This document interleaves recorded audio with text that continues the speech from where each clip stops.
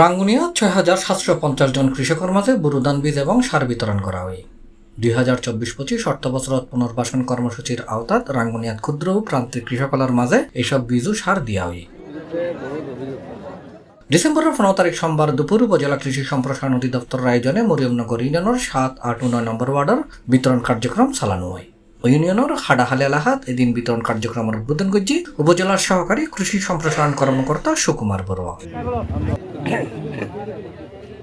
এই সময় উপস্থিত আছিল কৃষক নাজিমুদ্দিন, মোহাম্মদ নুরুদ্দিন সহ আরো বহুত কেউ। এডে উপস্থিত ১০০ জন কৃষকর প্রতিজনরে ৫ কেজি করে উপসি বুরুধান বীজ, ১০ কেজি ডিএপি ও ১০ কেজি এমওপি সার এবং ৫০ জন কৃষকের বুরু হাইব্রিড ধান বীজ বিতরণ করা হয়। এভাবে উপজেলার ৬,৭৫০ জন কৃষকরে এসব প্রণোদনা বীজ বিতরণ করা হয়।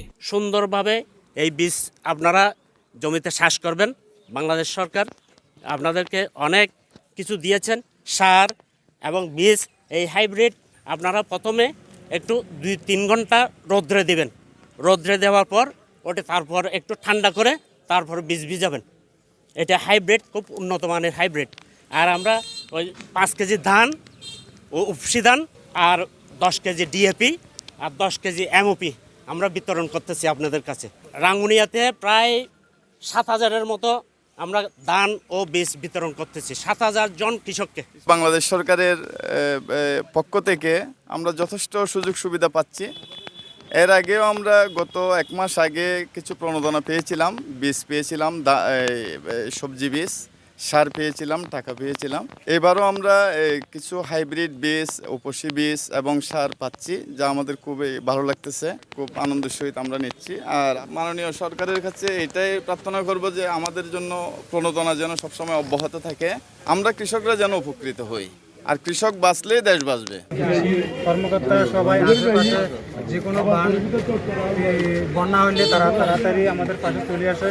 এ কারণে আমরা সব কিছু আর কি গড়বেলে পাচ্ছি। কিন্তু আগে এরকম গড়বেলে ছিল না। আগে কৃষি অফিসার ভালো ছিল না। আগে মনে করো ভালো মতো এখানে আসতো না, সপ্তাহে একদিন আসে না, মাসে একদিন আসে না। আমরা কৃষি অফিসারকে চিনতামও না। এখন আমরা সপ্তাহে ৩ দিন পাই। আমাদের ওই মরিয়মনগরের কৃষি অফিসার ওখানকার আমাদের সপ্তাহে ৩ দিন এখানে আসে। আমরা তার সহযোগিতা পাই। তার সহযোগিতার কারণে আগে আমাদের গোয়ার বেলে রোয়ার কোনো লাইন ছিল না, কোনো রকম সিস্টেম ছিল না। এখন কিন্তু আমরা সিস্টেমে আনছি। এখন অনেক পরিবর্তন হয়ে গেছে গোয়ার। C+ TV, Chittagong.